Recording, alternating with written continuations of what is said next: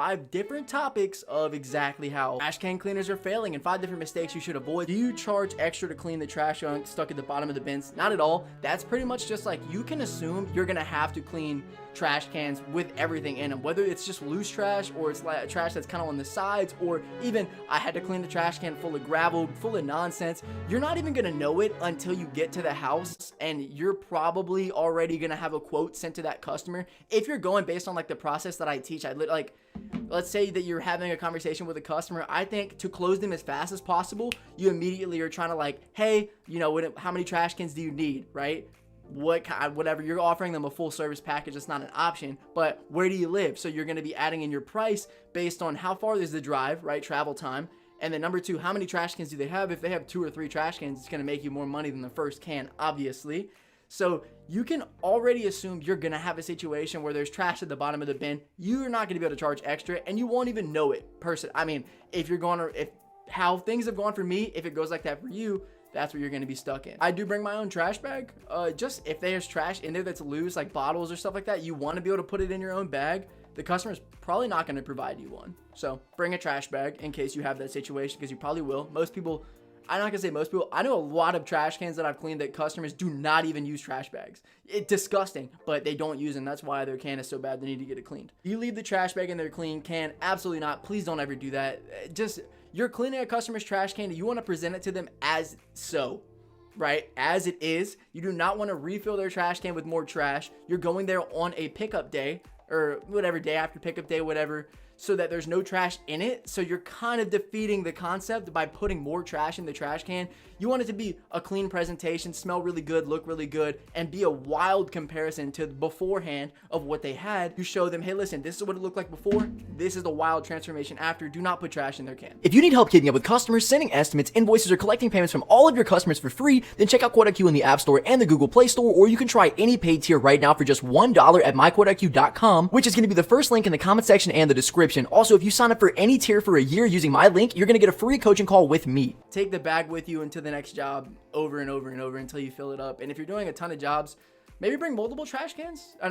Trash bags. That would probably help you, just because if you're probably going to fill stuff up. You shouldn't have that much trash in a can after it's been picked up, right? So like after pickup day, I'm pretty sure whenever the trash trucks pick up the trash can, they're like dumping trash into the car. So I don't think you should have any problem with that. What's the average time frames and days of the week of your can cleaning? I would say days of the week are highly dependable on what day your trash cans are getting picked up on. So like a lot of neighborhoods around me, it's Tuesdays and Thursdays, right? So you can try to go whenever the customer's normal pickup time is, but like I've also had can cleaning jobs where I've gone the day of the pickup and it hasn't even made it there yet. The customers swear to me, oh, Matt, be here this time. They always have picked it up by then. And then I text the customer and call them and I'm like, hey, your trash can is full. So in that situation, I did have to take all the trash out of the can, put it on the side, wash the customer's trash can. And I'm reluctant, once again, like I said earlier, to put the trash back in the can. So what do you really do? I ended up just calling the person and I said, hey, listen, is there anywhere you want me to put this trash? Because I don't want to put it back in your can.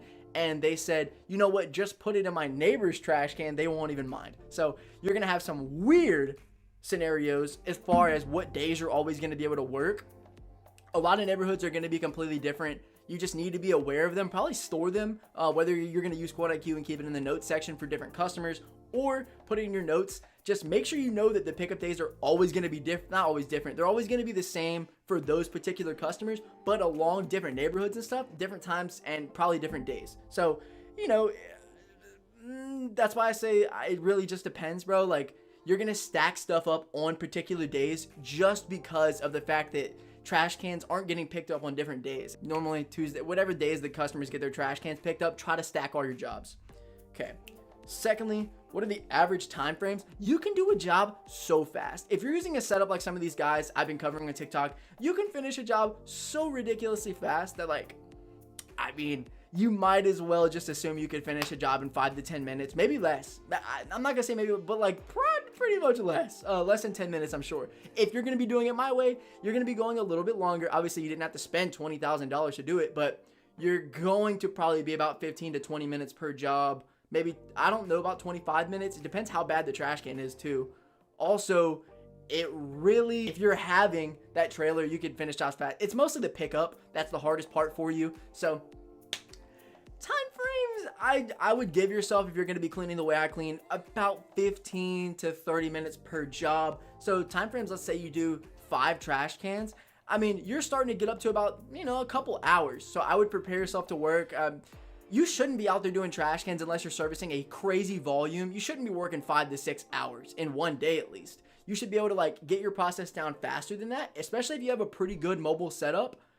I'm not saying that you have to have a water tank and a generator, but if you do, you're not constantly going to be lifting your pressure washer out, hooking it up to water, hooking it up to this. So if you have a large influx of customers that you are willing to charge lower pricing, that way you can get a bigger volume, you could run through a lot of stuff, run through about 20, 30, not 40, about 20 or 30 trash cans, maybe in a day. Probably take you 6-7 hours. I knocked on 50 doors tonight and nothing. The problem with that, I believe, is that that's just a ton of cold marketing. It definitely works, right? It's a ton of old school stuff. Whenever I had a lawn care business a while back, or even like my mobile detailing business when I first started out and didn't know about like how optimized you can make Facebook marketing just through like, whether it's like brand recognition, social credibility, or just like people being able to see you and you being able to look, or like people being able to see not only your profile, not only like you posting and who you're servicing, but the fact that you are an actual service. And if they see you a ton of different times, that you're legit, you're real, once again, the credibility. So they see you and they already know who you are.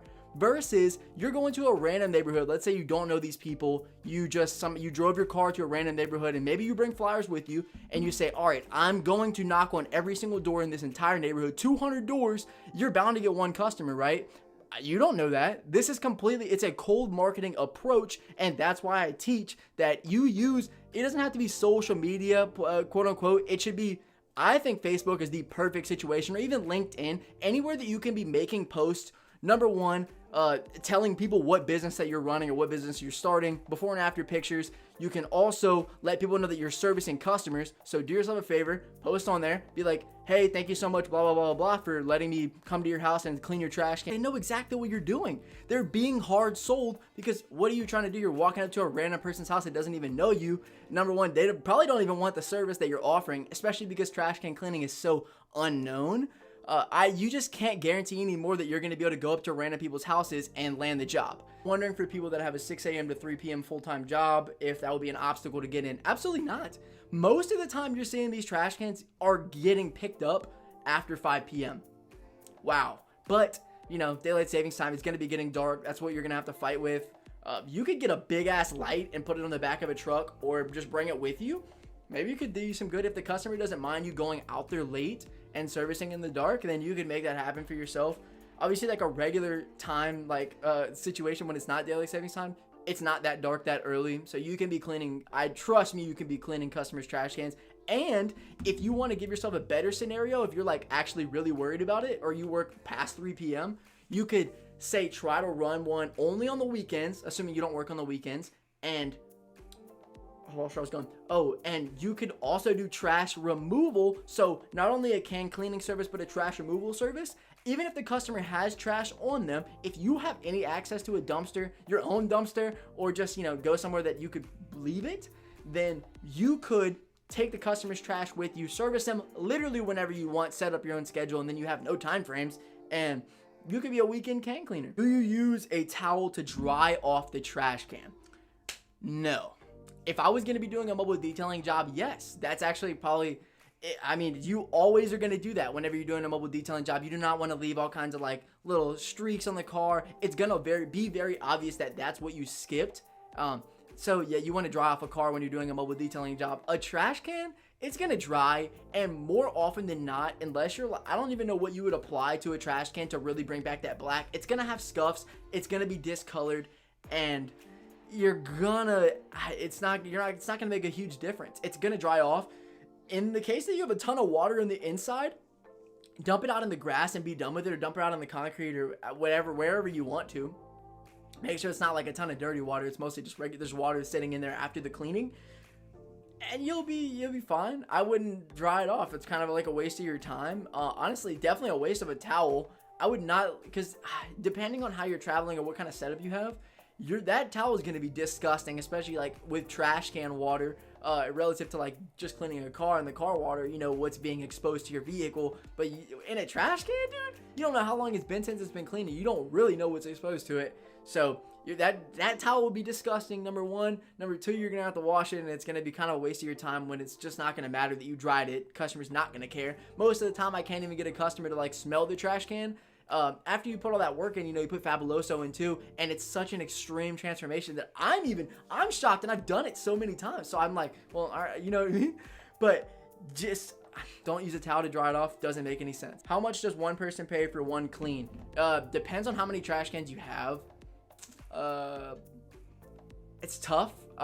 Okay, so I would recommend, right? Just me. $20 to $25 for your first initial trash can cleaning, and then $5 to $10 for any additional ones. That way the customer has incentive to give you multiple trash cans to clean if they have them. I mean, I'm sure if you're cleaning one, they're gonna have you clean more, but it just cuts like a little bit off the price for the customer, and you're gonna make that money anyway. Shit, if you want to try to price the customer out and give them $20 a trash can, go ahead and do it. But I can't guarantee that they're gonna land the job or get the 99% customer closing rate. Cheap. I would say that the hard part about making a ton of money doing trash can cleaning is that you're having to parcel out with so much volume, right? And it's going to be difficult because not a lot of people know about trash can cleaning, so the volume is going to be hard to come across. But when you do, and after you start servicing in one area, I always say monkey see, monkey do. These people are going to be interested, and a lot of people have never even heard of this, so they're going to take advantage of it immediately, because you would be surprised how underserviced this is, and the market for it is ridiculous because no one's ever had their cans clean, and a lot of cans are disgusting, bro. A lot of cans are bad. I hope you enjoyed, and if you did, click the link down below to join my Skool community. I have 6+ full-length courses in there describing to you every single possible angle of how to start a can cleaning business, mobile detailing business, my entire Facebook strategy that I've landed tens of thousands of dollars with zero ad spend. Also, an entire course on how to traverse the financial markets from somebody who makes thousands of dollars a month inside the markets, and a course on how I talk to customers and sell them personally with my actual messages and my before and after pictures that I use to land them. Once again, click the link down below and join my Skool community today, and join something where there's a ton of other like-minded individuals trying to do the same exact thing as you that you can talk to and message daily.